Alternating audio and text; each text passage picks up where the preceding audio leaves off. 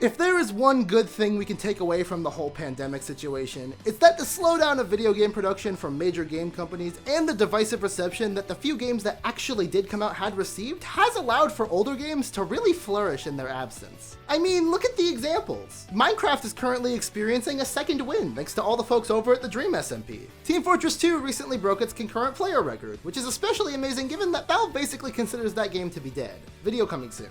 And probably most famously, Among Us initially came out in 2018, only for it to become a global sensation that still has people freaking out every time they hear the word sus. But today we are talking about yet another example of a game that initially came out to mediocre reception just for it to become a huge deal in this prolific year of 2021. And that game is Splitgate. Hi everyone, I'm RVRocks, and the other day I was scrolling through Twitter only to find an article from Kotaku, talking about how a game was delayed because it was, and I quote, too dang popular. And after reaching level 100 in this most recent Fortnite season's Battle Pass and avoiding playing Overwatch due to some messy stuff happening over at Blizzard, I was desperate for a new shooter game to take my interest. Enter Splitgate, an arena shooter that's all about thinking with portals to take down your enemies. And before I even get into anything else, believe the hype for this game. It's fun as fuck. Go install it and hop into the queue right now because you're gonna want to play it, but you're gonna be forced to wait because everyone wants to play it right now. I'll give you a moment to go get started on that process, and in the meantime, why don't you subscribe to RVRocks, since apparently only 10% of my viewers are subscribed. Neat how that works out, huh?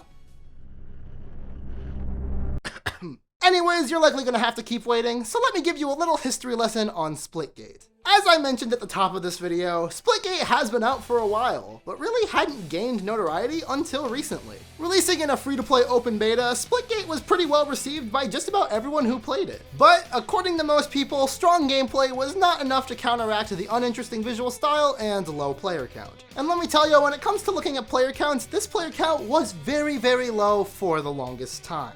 Most games with a decently populated player base look at achieving about a couple thousand or more players at any given time so that there's always people looking for new matches. But for the longest time, Splitgate averaged around 200 to 500 players, which is nothing to sneeze at, but at the same time, you want to have as many different people as possible. But then flash to June 2021.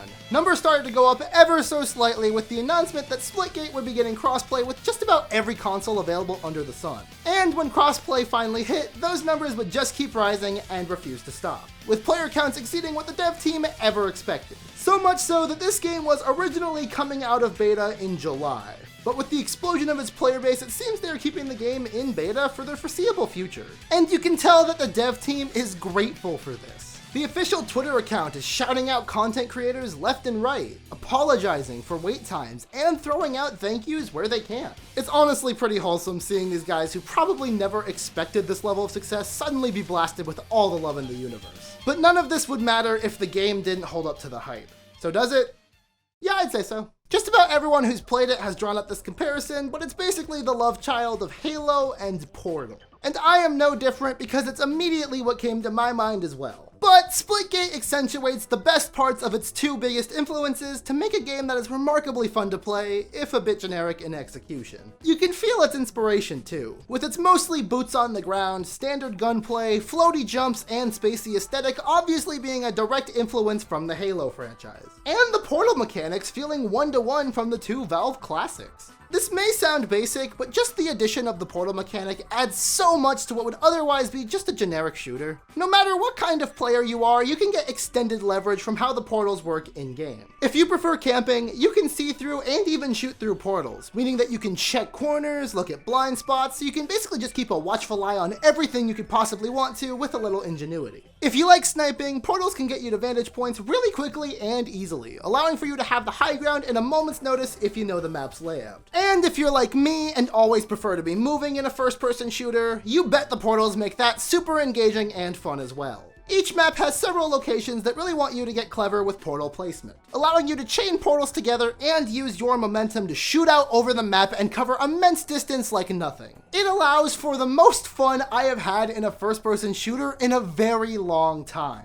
The game may appear basic in gameplay clips, but they really nail down how to keep you coming back with this incredibly refined gameplay system that makes you want to keep trying every individual thing. Every round is like learning how to use portals to their maximum efficiency all over again. How can you move faster? How can you outmaneuver an enemy? How can you pull off this ridiculous trick shot? And speaking of trick shots, I'm pretty sure that this game is built on the back of those trick shot compilation videos. In no time at all, you find yourself being able to pull off some ridiculous shit with just the bare minimum of Portal usage, encouraging you to go deeper and deeper into the system. And the variety of game modes offered here complement this system perfectly and allow you to experiment in a ton of different ways. In a standard team deathmatch, portaling and constantly moving is usually a pretty okay game plan. But when you play stuff like Showdown, you probably want to use the portals more as a means to look around the map than traverse. The way the game modes naturally have different portal applications is a blessing, meaning that you'll never be too set in stone with how you use them, encouraging you to shake up your style for whatever the situation calls for. And not only the portals, but the weapons also all feel great to use too. They're all basically what you would expect from a game with this genre, with even the more unique weapons having straight parallels in other games, notably Halo.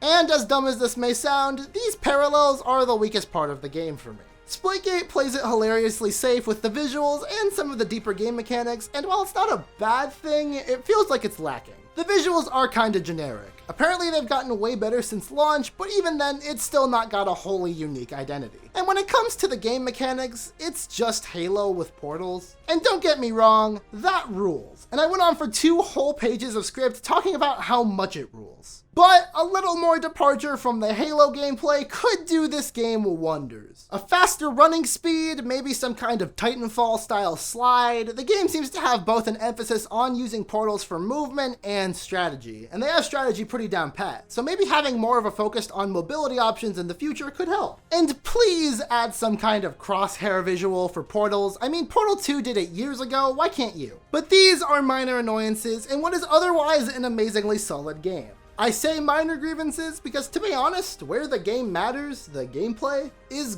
great. I mean, you just heard me rattle on for around 10 minutes about how much fun this game is, so I'm pretty sure you know my opinion on whether or not you should play it. It's fun, it's deep, it has a wealth of players, and it's free. So if you didn't listen to me at the start of this video when I said that you should install this game and head into the queue as soon as possible, well, you're probably gonna have a bit of a wait on your hands. But I promise, the wait will be worth it.